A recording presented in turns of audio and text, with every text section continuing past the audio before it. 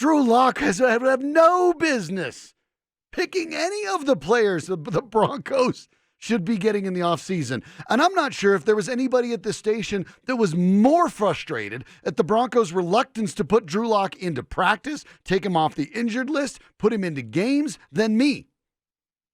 I might have been the biggest Drew Lock evangelist on this station, and he has no business whatsoever being in a discussion about who the Broncos should be at. He's played 5 games. He barely knows how to play NFL football at this point. And you want him to start telling the team who they should be adding based on what? His detailed scouting of the college game this year? He was busy trying to get a job with the Broncos. Absolutely not. There is one player on this team who you could ask the opinion of. That'd be Von Miller. That'd be the one. And even if Von suggested it, if I'm John Elway in the front office, I'm like, all right, I'll consider it. I'm going to put it in the mix. I listened to it. I'm not taking it as any sort of advice I have to follow.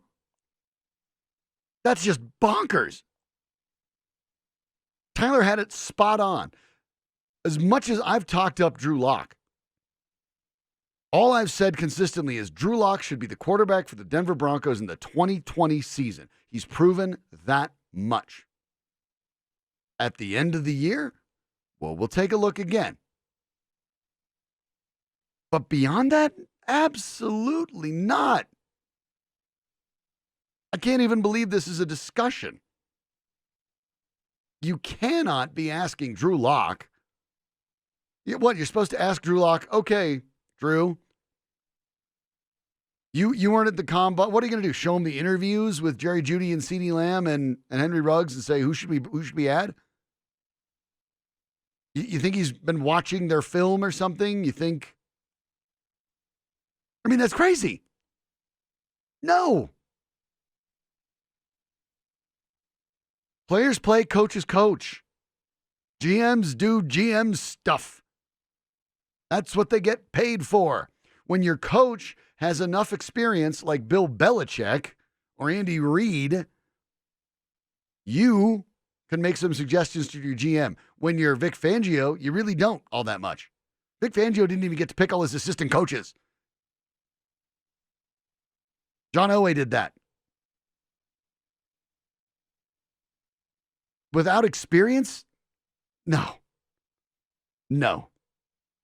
I'm not even texting Drew Lock if I'm John Elway to ask him about anything. You don't even know if he's going to be your quarterback in 2021 yet. You're not entirely sold on it. You don't know if he's your long-term fix. Looks promising, you don't know. Look, when a guy makes a bunch of Pro Bowls or wins you a championship or a Super Bowl MVP, okay, I'll listen to that guy if I'm the GM. Otherwise, no. And the idea of Locke doing it at this stage? What'd Tyler say? Goodness, no. Doesn't make any sense whatsoever. And the idea that Burrow somehow told the Bengals what to do is ridiculous because the Bengals said back in December they were going to franchise tag, or they expected to franchise tag A.J. Green if they didn't get a long-term deal done. So that's allowed him to talk to Joe Burrow and go, oh, hey, yeah, Joe, good idea. We're totally going to listen to all your ideas when you get here to the Bengals.